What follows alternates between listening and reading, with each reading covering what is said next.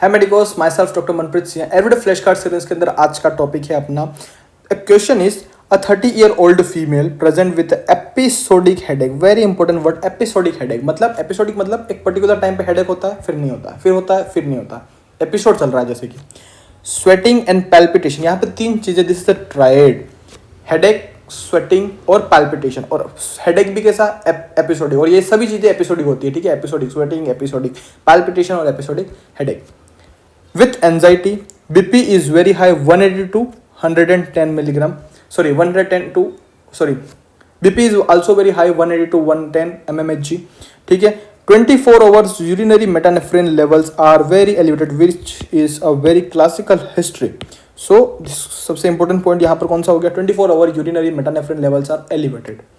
Next is CT shows adrenal mass. So most of जिसको भी ये आइडिया लग चुका है, एक पर्टिकुलर एक डिसीज आती है आपके दिमाग में अंदर जब भी अपन सुनते हैं मेटानेफ्रिन लेवल्स, बिकॉज मेटानेफ्रिन लेवल्स पूरी मेडिसिन के अंदर एक स्पेसिफिक डिसीज के लिए प्रेफर करते हैं, which is pheochromocytoma. It is a tumour of adrenal glands. So here answer is your pheochromocytoma. But what is this condition pheochromocytoma? So pheochromocytoma क्या होता है? Pheochromocytoma. So इस कंडीशन के अंदर जो it is a catecholamine secreting tumour of adrenal gland. So catecholamines होते हैं, इसकी वजह से जो बीपी होती है वो बढ़ी हुई रहती है, ठीक है. इसके अंदर ट्रायड होता है, हेडेक, स्वेटिंग और पैल्पिटेशन. और मोस्टली ये कैसी कंडीशन होती है, एपिसोडिक कंडीशन होती है, ठीक है. सो एपिसोडिक कंडीशन मतलब ये जो चीज़ें होती है एक पर्टिकुलर एपिसोड में होती है, ठीक है. थोड़ी देर होती है, फिर नहीं होती है, फिर वापस होती है, फिर नॉर्मल हो जाता है, फिर वापस होती है, फिर नॉर्मल हो जाता है. एपिसोडिक कंडीशन होती है. Next is a person is have a paroxysmal और अ सस्टेन्ड हाइपरटेंशन. जैसे कि अपन ने इस केस के अंदर भी पढ़ा था, a patient has a high elevated BP which is 180 to 110 mmHg. ये स्पेसिफिक नहीं है, पेशेंट की बस हिस्ट्री दे रखा है, ठीक है. इसका मतलब क्या, बीपी बढ़ी हुई होती है, हाइपरटेंशन रहता है पेशेंट को, ठीक है. क्यों हाइपरटेंशन रहता है? Because of catecholamine. This is a catecholamine secreting tumour. Plasma level और यूरिन मेटानेफ्रिन लेवल्स भी जो है इसके अंदर बढ़ा हुआ रहता है, ठीक है. प्लाज्मा मेटानेफ्रिन लेवल्स और यूरिन मेटानेफ्रिन लेवल्स भी इसके अंदर बढ़े हुए रहते हैं. We have to go for a treatment. इसके अंदर अपन को करना पड़ता है, basically it is a tumour of adrenal gland. So इसके अंदर जो पर्टिकुलर मास होता है जो कि एड्रिनल ग्लैंड के ऊपर बन जाता है, उसको अपन को रिमूव करना पड़ता है.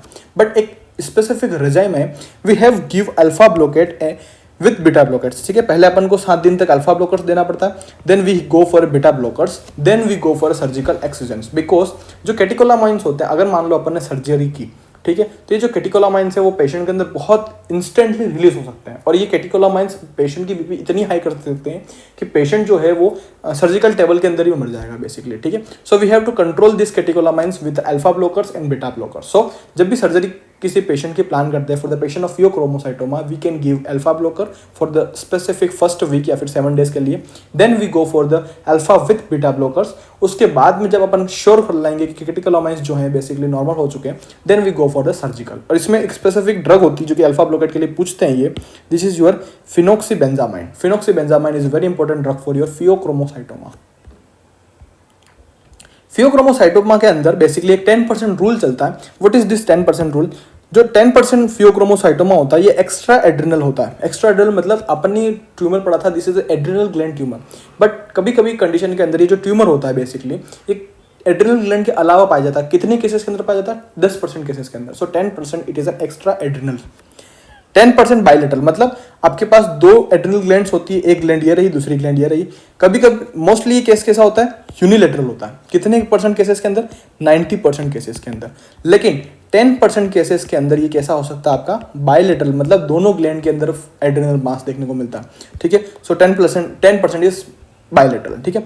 This tumour is basically benign tumour. ये कैसा ट्यूमर है? बिनाइन ट्यूमर है. लेकिन only 90% cases of this tumor is benign and the 10% cases of this tumor is a malignant tumor. So 10% of this tumor is a malignant case. 10% this is associated with MEN2, Hippel-Lindau syndrome, neurofibromatosis 1 and SDH mutations, ठीक है.